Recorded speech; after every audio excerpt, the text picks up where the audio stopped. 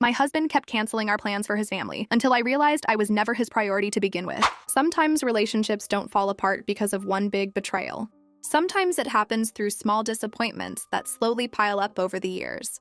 A canceled dinner, a forgotten promise, a moment where you realize everyone else matters first, and you stopped expecting anything different. And maybe that's why it hurts more. Because by the time you finally see the truth, you've already spent years trying to ignore it. When I first married Ryan, everyone told me how lucky I was. He's such a family man. At the time, I thought that was a good thing. And honestly, it was. At first, Ryan loved his family deeply. His parents lived 20 minutes away, and his younger sister stopped by constantly without calling first. Sunday dinners at his mother's house were non-negotiable. Birthdays became full weekend events. Every small family issue somehow became our issue. But in the beginning, I didn't mind, because I loved him. And when you love someone, you convince yourself that compromise is normal. The first canceled plan didn't seem important. We had reservations for our first anniversary dinner. I remember spending almost an hour getting ready. I even bought a new dress. Then, 30 minutes before we were supposed to leave, Ryan walked into the bedroom looking uncomfortable. "My dad's car broke down," he said. "I need to help him." I stared at him for a second. "Right now?" He nodded. "I'll make it up to you tomorrow." He looked genuinely sorry. So I smiled and told him it was okay, because at the time, I believed it was. Tomorrow never happened. Something else came up, then another thing, then another. And somehow over the years that became our pattern. Every plan we made had conditions attached to it. Unless his family needed him, unless there was a problem, unless someone called. I told myself I was being mature by understanding.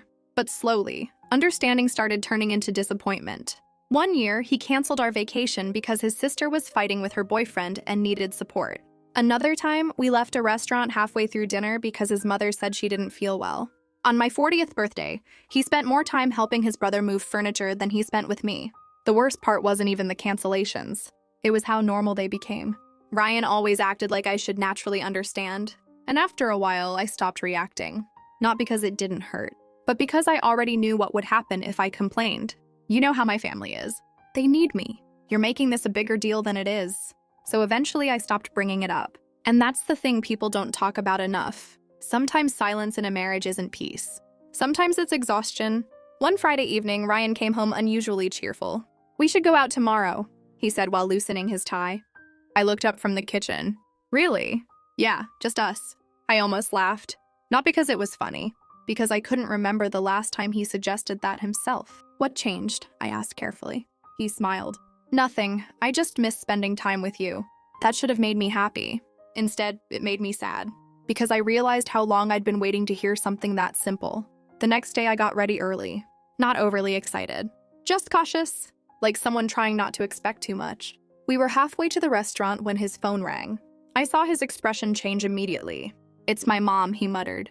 "Of course it was," he answered quickly. A few seconds later, he sighed.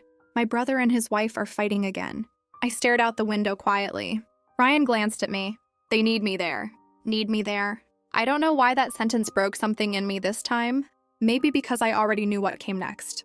"I'll take you out tomorrow," he said quickly. Tomorrow. Again. For a few seconds, I didn't say anything.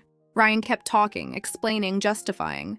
But honestly, I stopped listening halfway through, because suddenly I realized something painfully clear. It wasn't about this dinner, or the vacation, or the birthdays.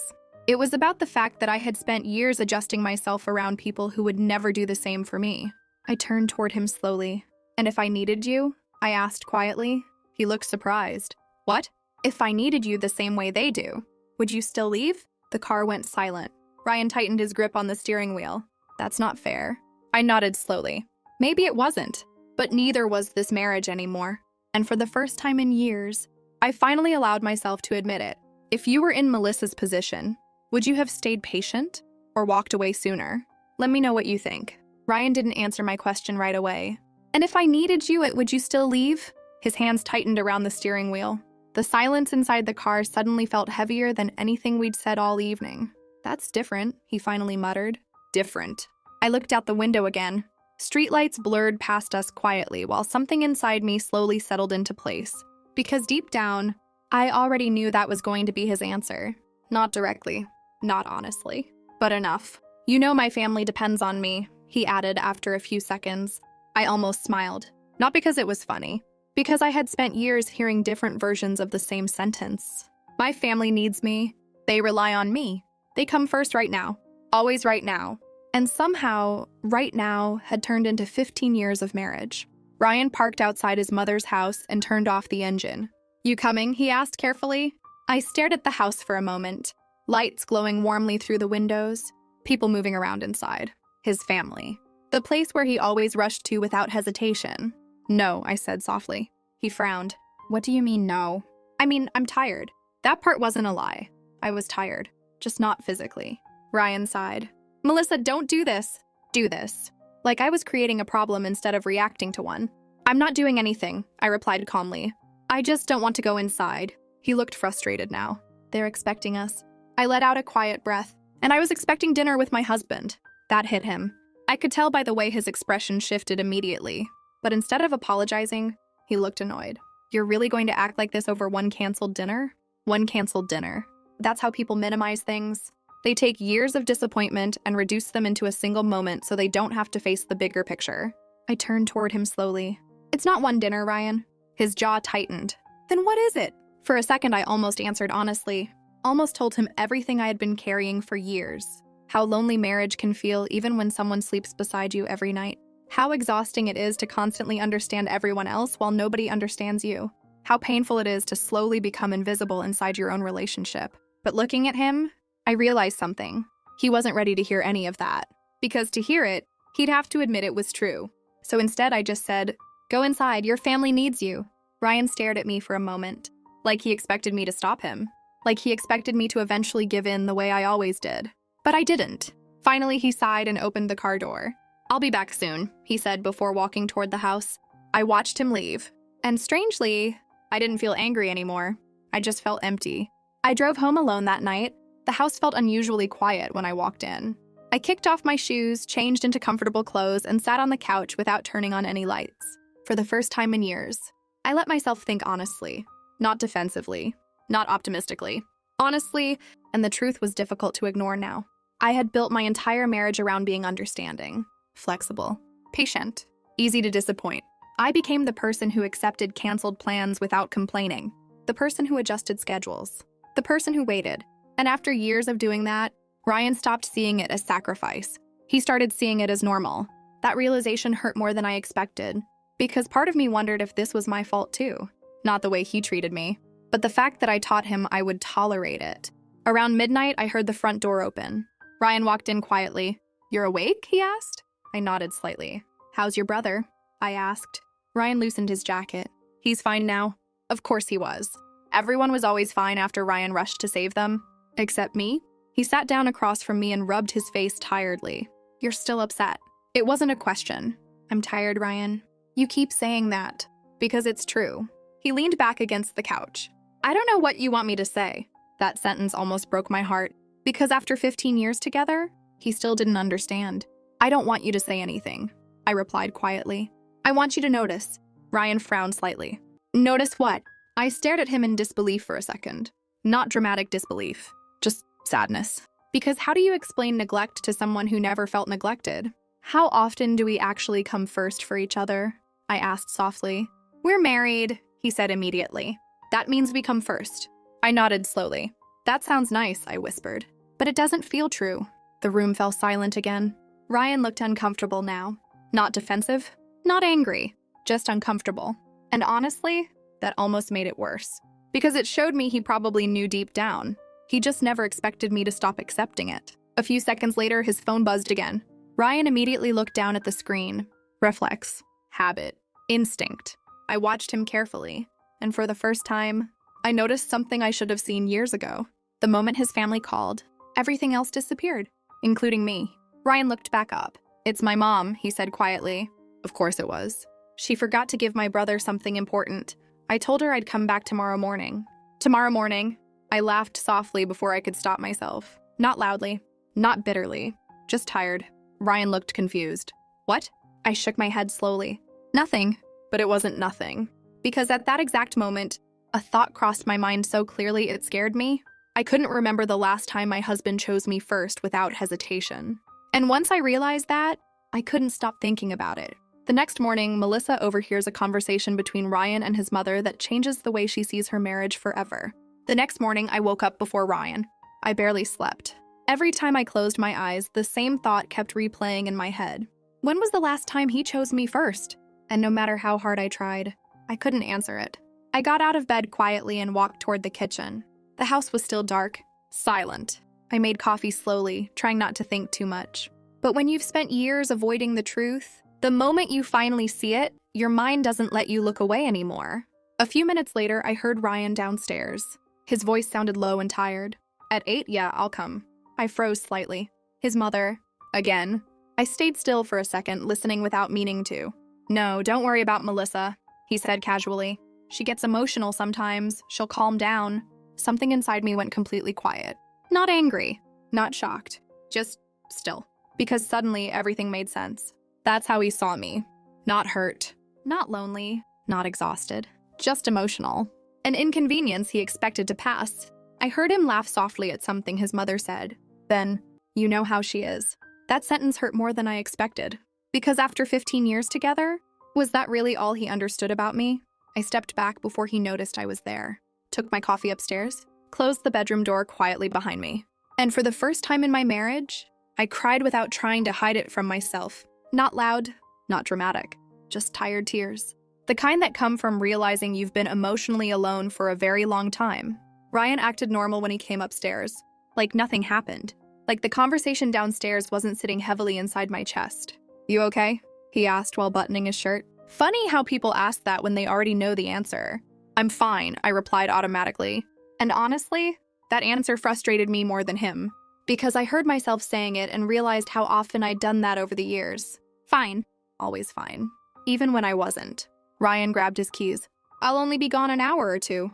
I nodded without looking at him. A few seconds later, he paused near the bedroom door. You're still upset about yesterday? Still upset. Like emotions had an expiration date. I looked up slowly.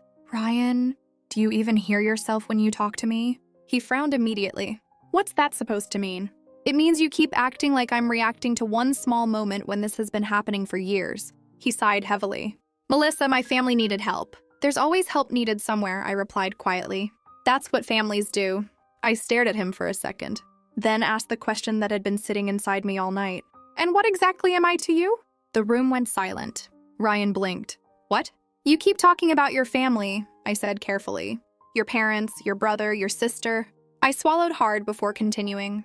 But honestly, Ryan, I don't think you've treated me like family in a long time. His expression changed instantly. That's ridiculous. Was it? Because family should feel wanted, chosen, important. And I couldn't remember the last time I felt any of those things with him. You know what I think? I said softly. I think you got so used to me understanding everything that you stopped caring whether I was hurting. That's not true. But you never notice, I continued. You never stop, you never ask yourself how it feels for me. Ryan rubbed his forehead tiredly. You're making me sound like a terrible husband. I looked at him quietly, and for a second, I almost apologized. Habit. But then I remembered the phone call downstairs. She gets emotional sometimes. And suddenly, apologizing felt impossible. I'm not trying to make you sound like anything, I said calmly. I'm just finally saying things out loud. Ryan looked frustrated now. Not angry, just uncomfortable. Like this conversation was becoming inconvenient for him too. I don't know what you want from me, he muttered.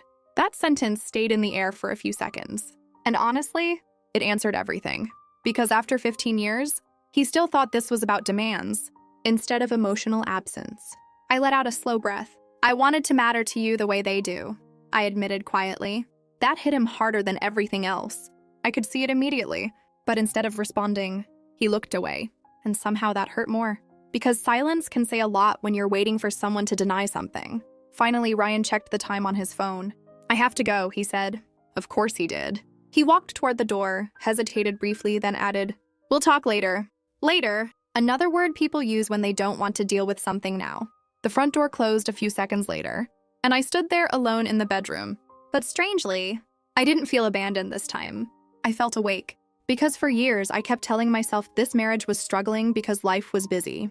Because families were complicated. Because timing was bad. But now, I was finally starting to understand something painful. You can love someone deeply and still not be important to them in the way you deserve. And once you realize that, It changes everything. That evening, Melissa attends a family gathering with Ryan where one quiet conversation at the dinner table finally pushes her to make a decision she never thought she would make. I almost didn't go to the family dinner that evening. After everything that happened that morning, the idea of sitting through another night pretending everything was normal felt exhausting. But Ryan asked twice, and maybe part of me still hoped for something. An apology, a realization, anything. So I went. His mother greeted us warmly the second we walked in. The house already smelled like food. Voices filled every corner. His brother was in the living room watching television while his sister talked loudly about work. Everyone looked comfortable, familiar, connected. And standing there beside Ryan, I suddenly felt like a visitor. "Melissa, can you help me in the kitchen?" his mother asked. Of course. I followed her quietly while everyone else stayed seated. The same thing that always happened. Women helping, men relaxing. Ryan never noticed. Or maybe he did. He just didn't think about it enough to care. His mother handed me plates while talking casually. "You know Ryan's brother might stay with us for a few weeks," she said. I looked up. "For what?" "He's having problems again," she sighed dramatically. "Poor thing has been stressed." Of course he had. Everyone in this family was always going through something urgent enough to become Ryan's responsibility. And Ryan already offered to help him financially, she added. That made me pause. "He did?" She looked surprised for a second. "Oh, you didn't know?"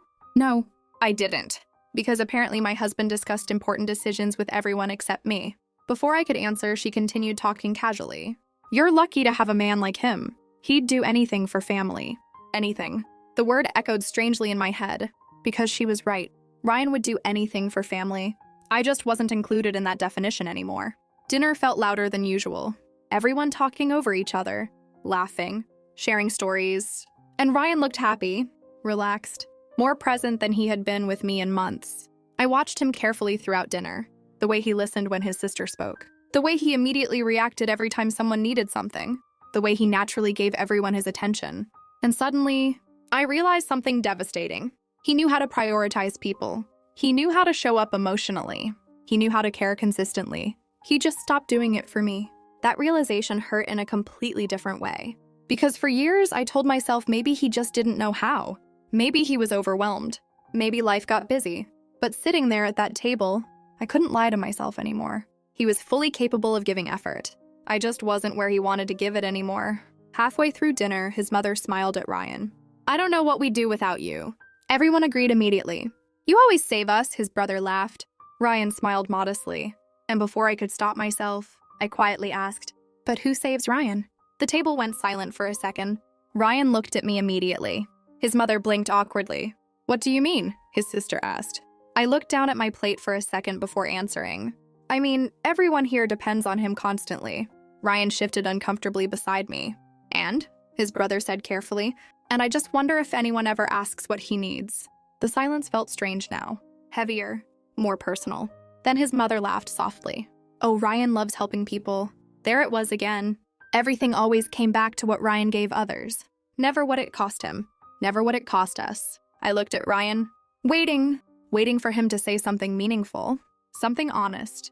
But instead, he just muttered, "Melissa, not now, not now." I felt something inside me finally break. Not dramatically, quietly, completely. Because I realized I had spent years waiting for the right moment, the right conversation, the right apology. And maybe it was never coming. The rest of dinner blurred together after that. Voices, laughter, conversations I stopped hearing. At one point, Ryan's sister asked him to help her move apartments next weekend. He immediately agreed. Next weekend. The same weekend we were supposed to celebrate my promotion. Again. And the worst part? He didn't even notice. I stared at him quietly while everyone kept talking. And suddenly I saw my future clearly. More waiting. More understanding. More disappointment disguised as patience. And honestly, I couldn't do it anymore. On the drive home, Ryan finally spoke. "What was that about tonight?" I looked out the window calmly. What was what about? "You embarrassed me." That hurt. Not because he said it, because after everything, that was still his focus. "I embarrassed you?" I repeated softly. Ryan sighed heavily. "You made things awkward for no reason." "No reason?" I turned toward him slowly. "For no reason?" I asked quietly. "Ryan, your family knows more about your decisions than your wife does." "That's not true. You offered your brother money and didn't even tell me." He hesitated briefly. "I was going to, but you didn't." The car fell silent again. And then, for the first time in 15 years, I asked myself a question I should have asked long ago. If someone consistently makes you feel alone, are you really in a partnership anymore? When we got home, Ryan walked inside first, still irritated, still defensive, and standing there near the front door. I finally understood something clearly. I wasn't asking for too much. I was asking the wrong person. What would you have done in her situation? That night, I slept on the couch. Not because we had a dramatic fight. Not because Ryan told me to. I just couldn't stand lying beside him pretending everything was normal anymore. And honestly, I don't think he expected me to. He stayed upstairs. I stayed downstairs. Neither of us tried to fix it. That silence said more about our marriage than any argument ever could. The next morning, I woke up stiff and exhausted. The house felt unusually cold. I heard Ryan moving around upstairs before he finally came down dressed for work. He paused when he saw me sitting at the kitchen table. "You could have come upstairs," he said awkwardly. I looked at him over my coffee. "Could I?" He frowned slightly. "What's that supposed to mean?" I almost answered honestly. Almost told him that emotionally, I hadn't felt welcome beside him in a very long time. But I was tired of explaining feelings to someone determined not to understand them. So instead, I just shrugged. Ryan grabbed his keys from the counter. "We need to talk tonight," he said. There it was again. Later. Tonight. Eventually. Always later. I nodded quietly. Okay. He looked like he wanted to say more. Maybe apologize. Maybe defend himself again. But instead, he left. The front door closed softly behind him. And suddenly, the house felt peaceful. Not happy. Not warm. Just peaceful. That realization unsettled me more than I expected. Because your home shouldn't feel calmer when your husband leaves it. Around noon, my phone buzzed. It was my sister, Dana. "You sound weird," she said immediately after I answered. I laughed softly. "You always say that?" "Because I'm always right." That made me smile for the first time in days. Dana lived 3 states away, but somehow she always noticed things before anyone else did. "What happened?" she asked gently. For a second, I almost said nothing. Habit again. But then something inside me gave up trying to protect the image of my marriage. So I told her everything. The canceled plans. The family dinners. The phone calls. The constant disappointment. The conversation I overheard. And when I finally stopped talking, there was silence on the other end. Not shocked silence. Not confused silence. Sad silence. "Melissa," Dana said carefully, "how long have you been feeling like this?" I stared out the kitchen window. "A long time," I admitted quietly. "And why didn't you say anything?" I smiled weakly. Because honestly, I didn't have a good answer. Maybe because I kept hoping things would change.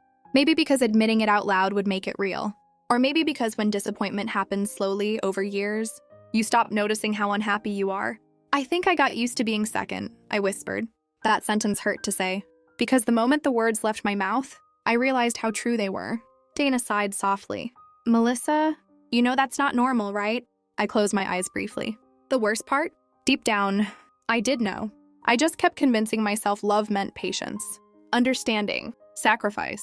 But nobody tells you there's a difference between compromise and emotional abandonment. "You deserve to feel important in your own marriage," Dana continued. Tears burned behind my eyes unexpectedly, because sometimes hearing basic kindness feels overwhelming when you've gone years without it. After the call ended, I sat there for a long time thinking about the version of myself I used to be before I started shrinking my needs to keep the peace. I used to be louder, more confident, more certain. Somewhere over the years, I became someone who accepted crumbs and called it understanding. And suddenly, I didn't want to be that person anymore. That evening, Ryan came home earlier than usual. He looked tired, more serious than defensive this time. "We should talk," he said quietly. I nodded toward the dining table. We sat across from each other in silence for a few seconds. Then Ryan finally sighed. "I think you're making this bigger than it is." And just like that, something inside me disappeared completely. Not hope, not love, effort. Because even now, after everything, he still didn't get it. "I don't know how else to explain this to you," I said softly. Ryan leaned forward. "You act like I don't care about you." I looked at him carefully. "Ryan, caring about someone isn't just saying it when they're upset." He looked frustrated immediately. "So what? I'm just a terrible husband now." There it was again. Defensiveness. Not curiosity. Not concern. Just self-protection. I let out a slow breath. "No," I said quietly. "I think you became so focused on being everything for everyone else that you stopped being anything for us." Ryan stared at me silently, and for the first time, he didn't interrupt. So I continued. "You know what hurts the most?" I asked softly. "It's not even the canceled plans anymore. His expression shifted slightly. It's realizing you never noticed how lonely I was. That finally hit him. I could see it. Because this time, he didn't argue immediately. The room stayed quiet, heavy, honest. And after a long pause, Ryan asked something that broke my heart completely. What do you want me to do? Not because the question was wrong, but because after 15 years together, he still had to ask. That night, Melissa makes a decision about her marriage that Ryan never expected, forcing both of them to finally confront the truth they had avoided for years. Ryan's question stayed in the air between us. What do you want me to do? 15 years together, and somehow, he still didn't know. I looked at him quietly across the table, at the man I had loved for most of my adult life, the man I defended, waited for, adjusted myself around, and suddenly I felt tired in a way sleep could never fix. Because love shouldn't feel like constantly explaining why you deserve basic attention. I don't think that's the right question anymore, I said softly. Ryan frowned slightly. What does that mean? I swallowed hard before answering. It means I think we waited too long to have this conversation.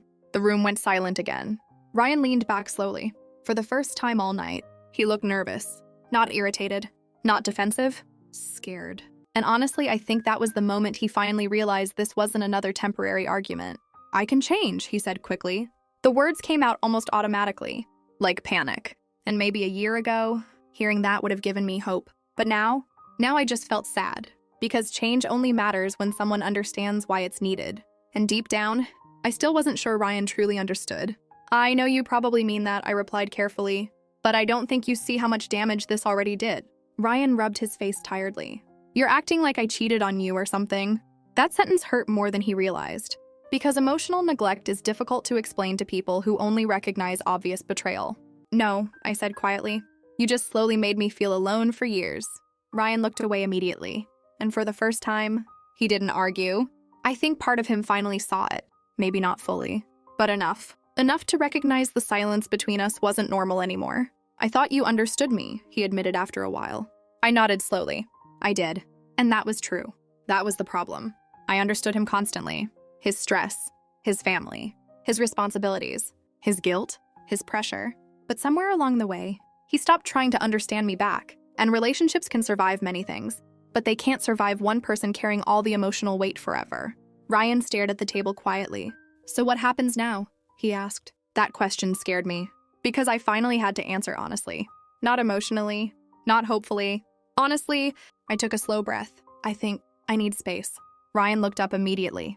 What kind of space? The kind that changes everything, I thought, but I couldn't say that out loud yet.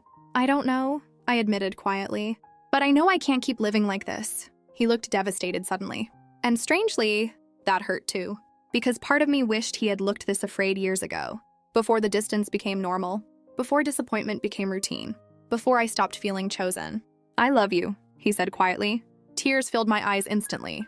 Because I believed him. That was the hardest part. Ryan did love me, in his own way. But love without attention eventually starts feeling lonely. And love without effort slowly turns into grief. I know, I whispered. And I love you too. The room felt unbearably quiet after that. Because sometimes love isn't enough to fix what years of emotional neglect damaged. A week later, I moved into a small apartment across town. Not dramatically, not angrily. Quietly, Ryan helped carry boxes upstairs. Neither of us spoke much. Everything between us felt fragile now. Careful. Like two people trying not to break something already cracked. When we finished, he stood near the doorway awkwardly. I never meant to hurt you, he said softly. I believed that too. And honestly, that almost made it sadder. Because the deepest pain doesn't always come from cruel people. Sometimes it comes from people who stop paying attention. After he left, I sat alone in the apartment surrounded by half-unpacked boxes. And for the first time in years, I listened to silence without feeling ignored. That feeling stayed with me for a long time. Months later, Ryan and I still spoke occasionally. Sometimes about practical things. Sometimes about memories. Sometimes about nothing important at all. But one thing changed permanently between us. For the first time, he listened carefully when I spoke. And maybe that's what hurts the most sometimes.